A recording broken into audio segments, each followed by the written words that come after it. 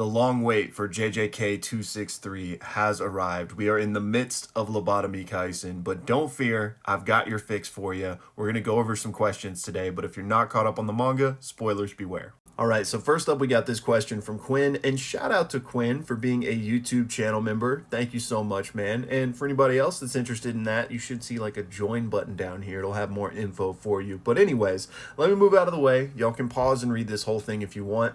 But to address a couple things, first of all, Sukuna's domain looking new. Could that be because it's either more or less complete than it was before? And I think that could certainly be a part of it, especially compared to the domain he cast right before this, which also looked different, right? Now, comparing those two to Malevolent Shrine as we've always seen it, I don't know if it would be fair to say it's just more complete than that version, because it's hard to think that like Sukuna has just always been using like a weakened version of Malevolent Shrine up until these last couple chapters. Totally possible, sure, but for my money, it feels like just it might look different because of the state he's in and the fact that he had to hit a black flash to find a new pathway to cast the domain. So maybe that's why it looks different. But I'm really hoping Gege gives us an answer on this because it's one of the most fascinating things going on right now, in my opinion. Next, you say it looks like maybe Yuta is losing the domain clash. As I'm sure you and others have heard me say, I fully expect Yuta to lose, so I could totally see that.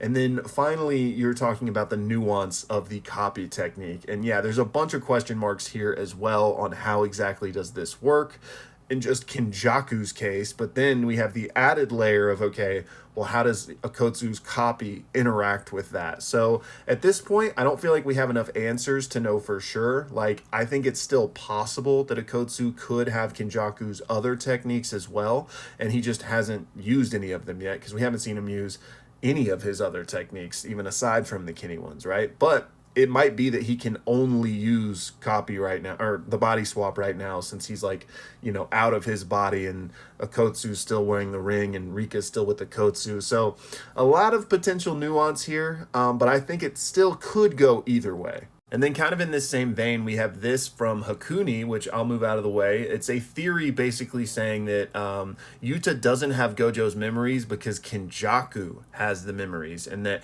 he is not gone. And in fact, since we don't really know about how that body swap technique works, perhaps this has all been part of his plan and he is going to take over the Gojo body once Yuta passes away. So I have been a big proponent of the fact that Kenny could come back. I personally would love for him to come back because I thought he was such an interesting character.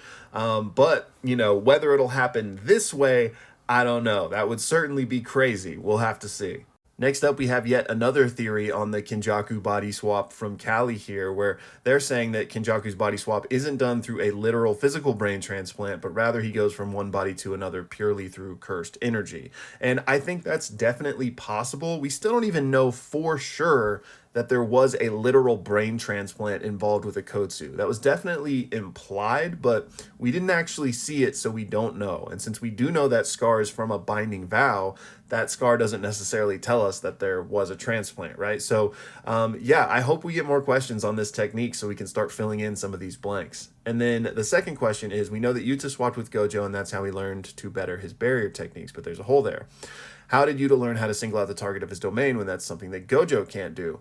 I've been wondering this as well, because we know that Gojo can't single target his unlimited void, and yet Akotsu learned how to do that primarily in the last month, which would imply that he learned how to do it from the swapping, right? So maybe it was kind of a thing that they learned from each other. Obviously, Gojo is Gojo, right? And Akotsu is also like this prodigy. So maybe they kind of learned from what each other did with barrier techniques, and then it's something they kind of came to from their shared experience. So that's my only guess as for now, which would also imply that Gojo could do a single target unlimited void, but maybe not. It might just be a nuance of unlimited void, because in the circumstance we're seeing right now, it's not relevant because he shrunk it down to the size of a basketball, right? So Todo and Yuji aren't in the range of unlimited void anyway. So if hypothetically they were, maybe Akotsu wouldn't be able to keep them safe. So a lot of questions, but I'm totally with you on the confusion there, because that's something we never knew Gojo to be able to do. So either they both learn together or you still can't do it with unlimited void. Next up, we got this one from Eric. Y'all know the drill. I'll move out of the way. But it's about the theme of love in Jujutsu Kaisen. And he wants to know what I think will come of this from this point in the story. And the first thing I'll say is I put out a whole video going over the one who will teach Sukuna about love is. So I'll link that in my reply to you. And I'll also try to remember to link it down in the comments for anybody that wants to watch that. But start there because I think this is a massive thing in JJK. And Gege is definitely not done with it. I think it's one of the most probably important things he's trying to tell in this story. So I think Yuji will be the one to teach Sukuna about love, but that's not to say that it'll be like a talk no jutsu where everybody becomes friends. No, I think that he'll teach him about love insofar as Yuji will be the one to ultimately defeat Sukuna in whatever shape that takes, which will then mean that his ideology was stronger or better than Sukuna's, because Sukuna's whole thing is, shed your humanity, only, go for what you desire, and that's the best way to live because I'm the strongest. So if he gets defeated, then his way to live was wrong, and Yuji's way, which he does care about others, will be the correct way. So I think that's probably kind of like the through line of where Gege is going. But again, check out that video for a more in-depth explanation.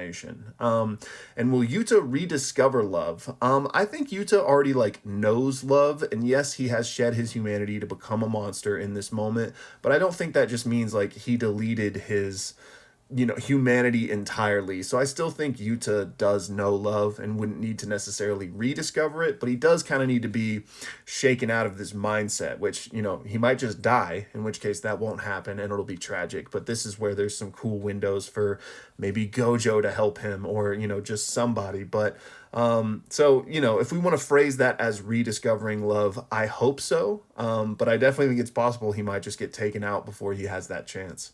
Next up, we got a few questions from Alexander, starting with, do I think we'll get more info on Yuta's lineage and technique? I really hope so, because I agree with you. If they just didn't do anything with that after specifically calling attention to it in the previous chapter with, is he Fujiwara or Sugawara or both, it would be really weird, right? So I know I'm not necessarily expecting a jaw-dropping, insane reveal twist or anything, but I do hope they flesh that out a little bit more. Next, as far as the finger Rika ate, do I think that has anything to do with the editor's note? It totally could. I even talked about a crazy theory, I think, in my previous video about, could somebody else come back in Yuta's body? So I think there's definitely something to happen with that last finger. There is a shoe to drop, but what that is, I don't know. The interesting thing is we don't 100% know that Rika ate the finger. That was heavily implied, but the way it was presented to us in the manga was Sukuna just thinking, oh, quite the meal or whatever, because he assumed that finger must have been eaten in order to copy the technique, which again, I would say is the most likely scenario for what happened. But the fact that it wasn't straight up confirmed yet just makes me wonder with the way Gege likes to do things. So we'll have to see, but I definitely feel like it's going to be relevant in some way. And then the last thing is, do I think there could have been more soul swaps than we were led to believe via Yuta copying Wee Wee's technique? And I don't think so, just because the way the technique works isn't limited by Wee Wee. It's limited by the person he's casting it on. So he could cast as many swaps as he wants, assuming he has enough people, because it's on an individual basis that a person can't swap more than twice per month. So he wouldn't need Yuta to copy the technique to give them more access to it, because it's already limited, if that makes sense. And I think I put out a full video explaining that with a bit more nuance for anybody that's interested. Next up, Silencer wants to know if I think Yuji or any Black Flash user could cause Maki to do a Black Flash by wielding her in the same way that, Nanami can use Black Flash with his technique and Cursed Tool. Could somebody do that with Maki? A Maki fastball special? I mean, theoretically, this would work, right? You imbue cursed energy at the precise time on the throw to perform a Black Flash Maki fastball special. I think we just found the way to defeat Sukuna.